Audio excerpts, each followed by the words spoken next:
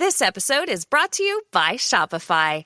Selling a little or a lot?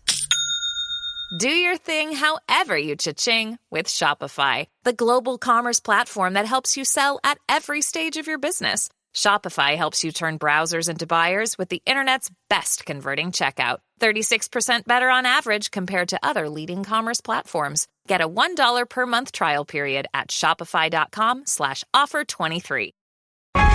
A common sense recap of the day's biggest stories. It's John Catsimatidis and Rita Cosby. Cats and Cosby on 77 WABC. Joining us now is Dr. Bill Parker, retired senior U.S. naval officer who commanded 3 warships. First off, Dr. Parker, happy Thanksgiving from Cats and Cosby. Well, thank you very much, and happy Thanksgiving to you as well.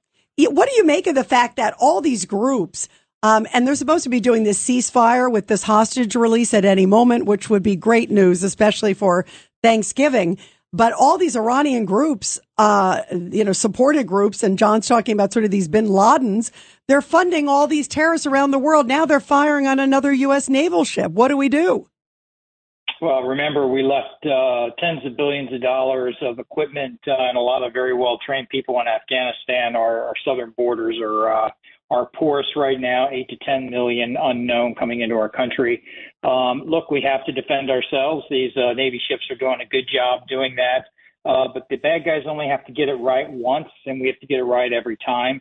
So in addition to defending the ship and the individuals, if they go ashore, you also have to defend, and they are working to defend those ashore in Israel right now as these missiles are being fired or these unmanned vehicles are being fired in that direction. Yeah. So what do we do? At what point do we say enough? I mean, so far they've hit our U.S. bases. They've said over 60 times. And the best we've done, we hit, I think it's like 2 or 3 terrorists, low ranking folks, and I think 2 empty warehouses. I would say they get a lot more points than we do in terms of the strength of the attacks. Yeah, well, you got to hit them and hit them hard on the first time to make it very clear that we're not going to put up with this. At the same time, you don't want to get drug into Thucydides trap, where you have a rising power, as Graham Allison has said. You get a rising power that pulls you into a war that you don't want to go into. And that rising power doesn't have to be one individual nation. It can be a collection of nations. It could be Iran and Russia, or Iran and North Korea, or Iran and their terrorist groups in North Korea, et cetera. So we have to balance those two of not being pulled into this Thucydides trap and at the same time defending ourselves. And deterrence isn't working. Deterrence isn't working because our military has gotten smaller over the years. We're no longer the largest Navy, as we've talked about. We have the oldest Air Force we've had. We have very old aircraft, et cetera, now. So we need to go back and look at this hard. And at the same time, we need to have a deterrence a process that works. We have the capability to say we're not going to put up with it and have immediate strikes back when we're hit. You know, I have a question, too, also for you, Dr. Parker, in terms of strategy with the hostages that are about to be released. It's huge news. Obviously, we're thinking some Americans. There's a little girl, Abigail, who turns actually 4 tomorrow, who's expected to be among the hostages. Let's pray that all this happens. But what advantage does this give Hamas that they get a 1-day pause for about 10 hostages? They've agreed to, at least in principle, 4 or 5 days, but they still have another 200 more. Are they talking about another? What's going to happen when they say, okay, well, if you wait again, we're going to give you these 2, or we're going to give you these? Where does this end? How difficult is this going to put Israel in when they finally, they're going to be parading these hostages and using them as bargaining chips even more than they do now when it gets to several more days of ceasefire?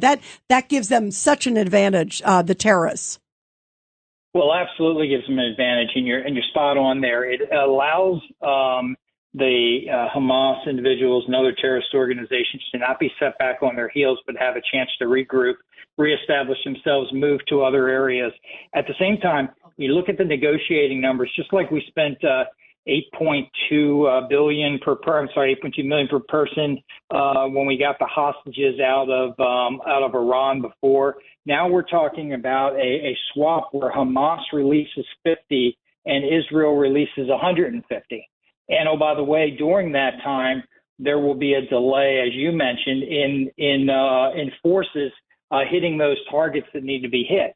So I don't think this is actually the strongest negotiation process. That said, it's wonderful news if you can get some good people out of the area. And I would say it's good news on both sides if you can get people released that were just caught up in this as opposed to actual combatants.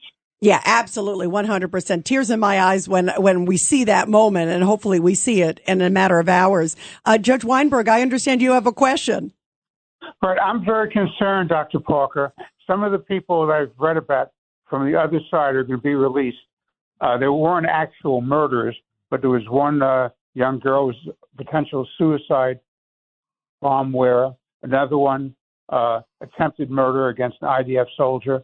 So you have these young people who've been indoctrinated by Hamas in this terrorist ethos, and you have this situation where they're letting them out again. And the lesson, when they let out 1,000 Palestinians for one Israeli soldier, he came out, and he was one of the architects of this October 7th horrible day of destruction. So I think this exchange of hostages is very, very troubling because it seems to me it vindicates Hamas' strategy. What say you? Judge, I think you're spot on. I think when you look back at the negotiation that happened, 6-7 years ago with in Afghan with the Taliban, et cetera, and you looked at the exchange, they got high-end criminals and terrorists, and we got back a few people. Every one of those people were important, of course, but the exchange was not even. The same thing is happening here, and these are, in some cases, very hardened terrorists or criminals. Why are you releasing them? Is a big question. And nobody's really talking about the Houthi rebels. They're not talking about the fact that, hey, this organization is growing.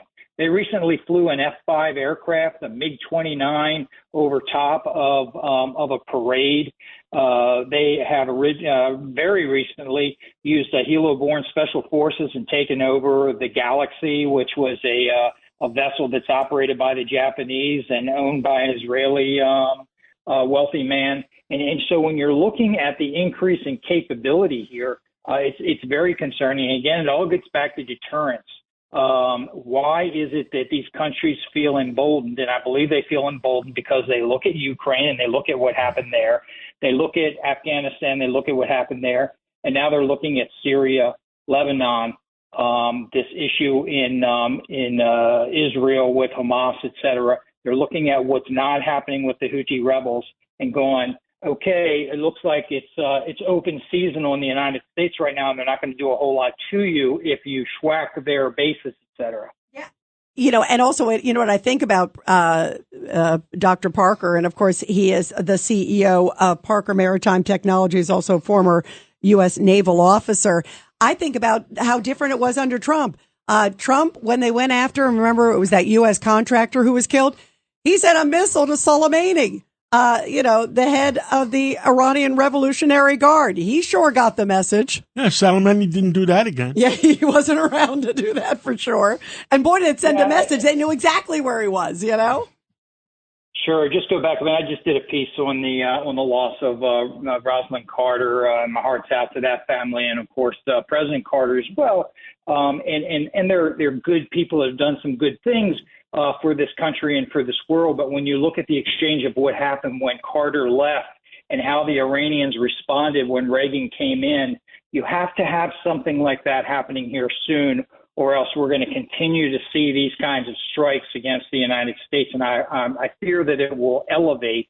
And we don't know how many Hamas and others are in this country now from the porous borders that we have. Yeah, absolutely. John, one of my favorite Trump moments was when he was dealing with the Taliban leader, and the Taliban leader was talking about doing something. And he says, you know what? Let me show you a picture. And he shows him a picture, and it was of the Taliban leader's home. And he said, suddenly the Taliban leader kind of backed off. It was like, he knows where I live. Yeah, if something happens, that home with your family in it doesn't exist anymore. Yeah, it's a little bit. And suddenly he got his way, President Trump. That's how these people understand. It's peace through strength. Dr. Parker, we thank you so much for being here on Thanksgiving. We really, really appreciate you all through the year. And and give thanks to you and your family on this day. Happy Thanksgiving. Thank you very Bill. much.